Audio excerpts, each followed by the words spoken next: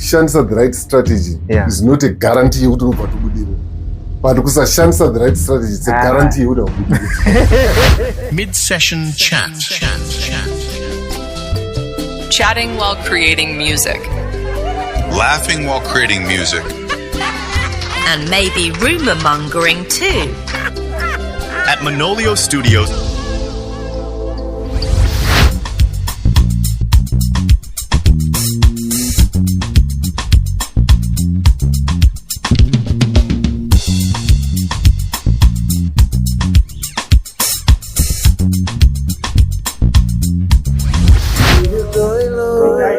Uruinzwa sei ipi? Ine nyasha dzakawanda. Ine nyasha. Unonga kunzwa ngiro dzichikuzevezera muzee wangu kuti right. Panokonotanga kuprofita. Aba. Zvinozakati bhazi chete. Sandoona uri kuridza bass keyboards very well. Watanga kuridza rini? Ndatanga kuridza 2004 ndiri grade 7. 2004 uri grade 7. Kuchechi kumba. So kwakuri kuchechi kwangonzi akuruda munhu anoridza naneshungu. Ndakura chida bass guitar. Kwanza akuruda munhu unoridza but opportunity yake iripo ndekeyboard. Ndobva ndadzidziswa nevainzi Elder Water kuFM kuchitungiza uko. Ndobva ndadzidziswa ni-C ne-C sharp. Waipractice like how many times? Ndaitoswera nayo ndichirara ndinayo. Approximately 10 hours. I would say 8 to 10 hours. Yeah. Pasinganzwisa vanhu kuti kudzidzira 8 to 10 hours, yeah. It demands, instrument is very jealous, so haidi kuti uite zvimwe zvinhu woitora secondary panotoi part-time yese. So you're very right. Bass ndakatanga kuridzidzira 2009 ndiri form 4. 2009 ndakazoripita, so 2009 ndo pandakazoita form 4 yangu. Ndakaridzidzira pa-acoustic guitar. Ndichidayisa ndaingokopa ma-bassline andaidza pa-keyboard wese ndairidza one mans. Saka ma-bassline ndairidza pa-keyboard aya ndibva namadzidzira pa-acoustic. Saka 2 weeks into that ndibva paita conference ku-AFM pa-Mount Pleasant Hall. Papa namufundisi Mhlakaza. Ndibva ndanzi but iwe tahambokona uchiridza keyboard kauya ungatadza kuridza bass here. Papa ne-4 string ndandoridza. Ndobva ndaenda ndisati ndatomboridza before. Ndobva ndatoenda mba ndinorowa conference iyoyo ndikatopiwa mari. That was my first time to play bass. Okay. Then fast forward ndasangana na Aaron Kambilinga. Aaron Kambilinga ndopi? Komana tsawa anoridza futi drum. Aridzira drum kwa bass lady. Edith Otonga. Edith, ndobva asitanga kundiradza zvimwe zvimalines akautanga kutoridza bass paya. Saka nangoti bass keyboard bass pano tichingodaro. Okay. Ndashamisika futi kutaura kuti ngirini wakamboya panapa urekodha kudhara. Ndandotozvikanganwa. That was I think gore ndakanyora A level 2011. Should be 2011 or 2012 andirangarira. Okay. So tatine project yainzi Likafa Limitless Core Family. Ndenge nayo imfesi mtsuku. Goldrich Makeredza. Goldrich. Okay. So Goldrich aridza bass red so. Ndichiridza keyboard. Drum raridzwa na. Sasa ndokunotsvaka ma-pictures iwe ndikatawana. Aindokuza it should be either 2011 or 2012. 2011, 2012. Munochengeta ma-archives esa. Yeah. Ndidhere kumbo. Ndiri ngangakaunda kudai.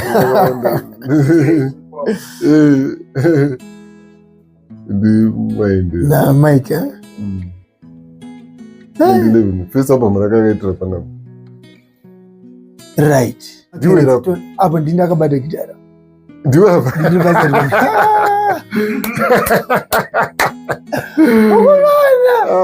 Musi wa 18 July 2012. Yeah, that was 2012, ain't it?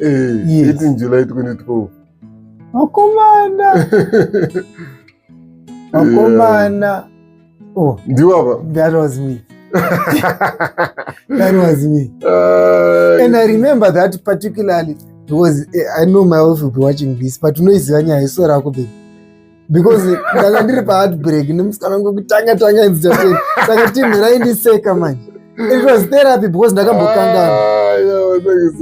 Uzaruchika kuti madam anjamuka. Naso unorara pasofa naso. But anyway, Interesting. Nice working with you.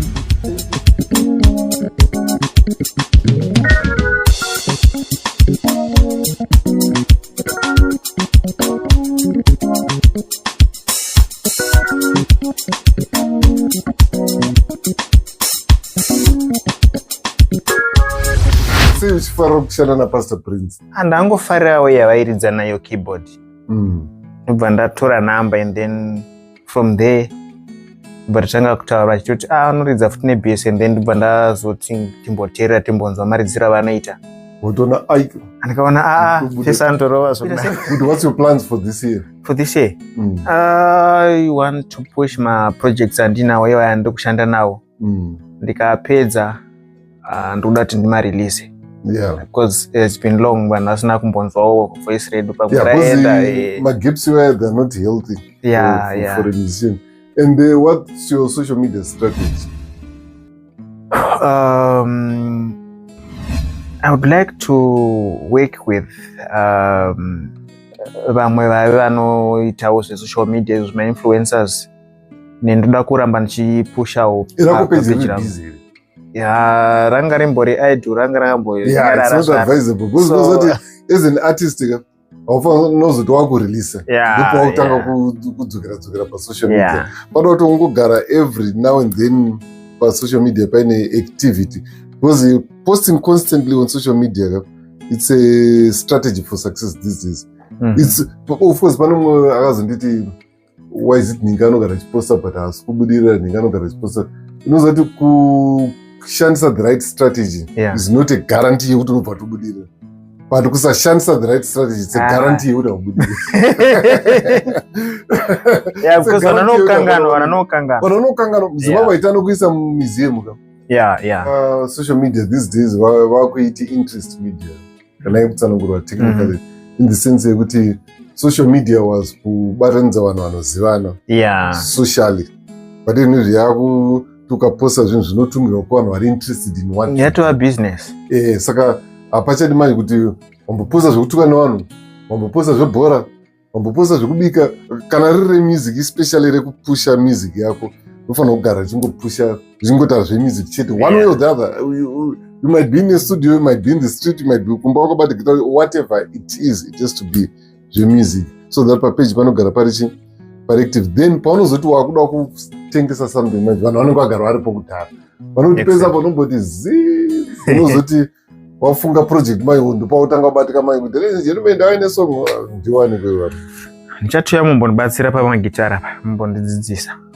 Kudzidzira instrument it's an advantage to the artist. Pane mumwe ndaita kuti naita kuti aiwa kuridza ndikwenyu imi mutongosiyira imimi chete isusu kwedu kuimba aiwa chausingazoi kuti kana wangogona kuridza gitara not kuti uite shasha ba kungogona kuti wakugona kuridza especially wokunzwisisa kutamba nemacodes, kushandisa macodes, kuapindura uchigadzira machord progressions ako wega. Even the way you write masongs inobva yatochinja. Inosiyana. Inobva yatochinja completely. Because pane masongs etu ndotozoti this type of song yakadai waifa yakanyorwa nemunhu asingaridzi. Ende futi even kutsanangura masongs kwakunekwa easy. Because vanhu vazhinji vasingaridzi vanongoziva zvavasingadi zoridza nemuromo. Nemuromo wacho pano vasingagone vanongoziva zvavasingadi kuti ndodai here aiwa kondikadaiwo aiwa saka toita se aiwa achero zvamaita but wazvaramba kazvondotaura idea inenge iri mumusoro but kuiburitsa saka kuti ugone kuburisa maideas ari mumusoro mako, the easiest way or the most effective way is to learn an instrument and a chord or instrument which is like a keyboard or guitar. Those two zvinhu zvine macodes akawanda zvisingakulimite fana zvainoita marimba kuti kana iri muna C kwadaenda pana D atoma 1 miles pada macode instruments like keyboard or guitar kuti unoridza ese ma12 notes ese then wodzidzira kuchinjanisa create your own chord progressions usati macodes anofamba sei wodzidzira major scale brain dzako dzinovhurika nerimwe level kuti unotozvishandisika wega kuti where was this knowledge all my life? But anyway, wish you good luck. Monolio Studio, the harmony of quality and professionalism.